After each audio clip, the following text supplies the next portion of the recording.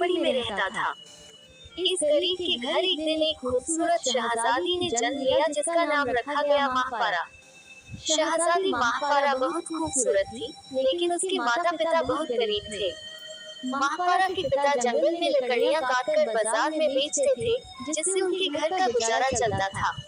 कुछ साल गुजरने के बाद शहजादी महापारा बड़ी हो गई और वह अपने पिता के साथ रोज जंगल में लकड़ियां काटने जाने लगी।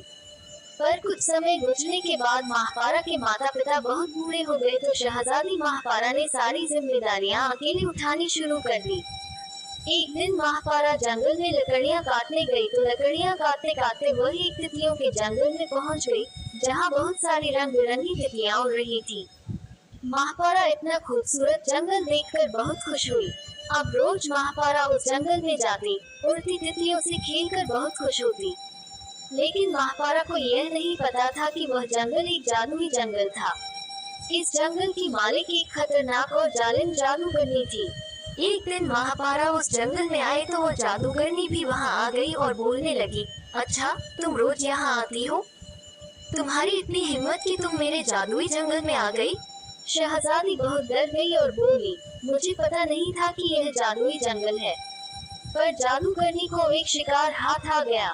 जादूगरनी बोलने लगी, तुम्हें तितलियों से खेलने का और जंगल में रहने का इतना शौक है, तो तुम्हारा शौक पूरा करते हैं।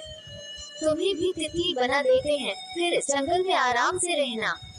ऐसा बोलकर जादूगरनी ने जादू किया और शहजादी महापारा एक रंगीन तितली बन गई।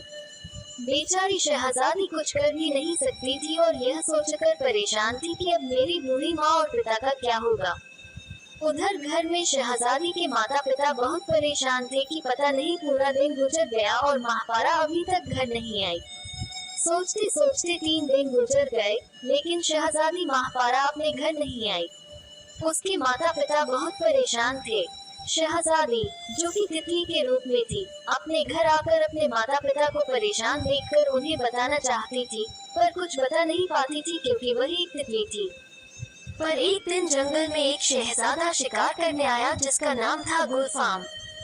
शहजादा गुलफाम बहुत समझदार और होशियार था और गरीबों से प्यार करने वाला था। शहजादा में एक खासियत थी कि वो रास्ते पर चलने वाले आदमी की खुशबू से अंदाजा लगा लेता था कि यहाँ से लड़की गुजरी है या लड़का। शिकार करते करते गुलफाम को जोर की प्यास लगी। गुलफाम शहजादा इधर उधर पानी ढूंढने लगा। थोड़ी दूर जाकर उसे महापारा की झोपड़ी नजर आई। शहजादा गुलफाम खुश हुआ और जल्दी से उस झोपड़ी की तरफ आया।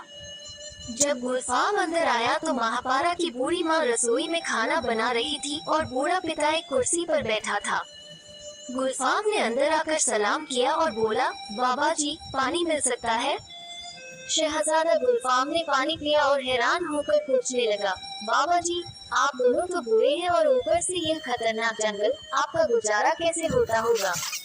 तो बाबा जी ने जवाब दिया, बेटा, हम 2 नहीं 3 हैं। मेरी एक बेटी थी जो हमारी बुढ़ापे का सहारा थी, पर 3 दिन हो गए, वो जंगल में गई थी लकड़ियां काटने पर अभी तक नहीं लौटी।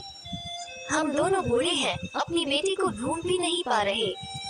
ऐसा सुनते ही शहजादा गुलफाम, जो गरीबों का दुख नहीं देख पाता था, बोला, बाबा जी, आप चिंता मत करो, मैं आपकी बेटी को ढूंढ लूंगा। ऐसा कहकर शहजादा चला गया और गुलफाम शहजादी को ढूंढने जंगल में आया। गुलफाम को कुछ समझ नहीं आ रहा था कि इतना बड़ा और खतरनाक जंगल है, पता नहीं महापारा कहाँ गई। फिर शहजादे को अपनी खासियत याद आई कि वह रास्ते पर गुजरने वाले की खुशबू से पता लगा सकता है कि यहाँ से लड़की गुजरी है या लड़का। तो शहजादा महापारा के रोज गुजरने वाले रास्ते पर आया और बैठकर अंदाजा लगाया कि इस रास्ते से गुजरने वाली एक लड़की है और उसे यहाँ से गुजरे 3 दिन हो गए हैं। शहजादा गुलफाम को यकीन हो गया कि इस रास्ते से महापारा का पता मिल सकता है। गुलफाम उस रास्ते पर चल पड़ा। थोड़ी दूर जाने पर गुलफाम को एक खूबसूरत जंगल नजर आया जहां महापारा के पांव के निशान खत्म हो रहे थे और इस जंगल में बहुत सारी रंग बिरंगी तितलियां घूम रही थी। शहजादा, जो बहुत समझदार था, सोचने लगा कि इस जंगल में जरूर कोई जादुई साया है। गुलफाम ये सोच ही रहा था कि एक खूबसूरत और रंग बिरंगी तितली गुलफाम के इर्द गिर्द घूमने लगी। वो तितली कोई और नहीं बल्कि शहजादी महापारा थी। गुलफाम ने ध्यान दिया कि वो तितली जैसे कुछ उसे बताना चाह रही हो। गुलफाम ने महसूस किया कि यह तितली कुछ गड़बड़ है।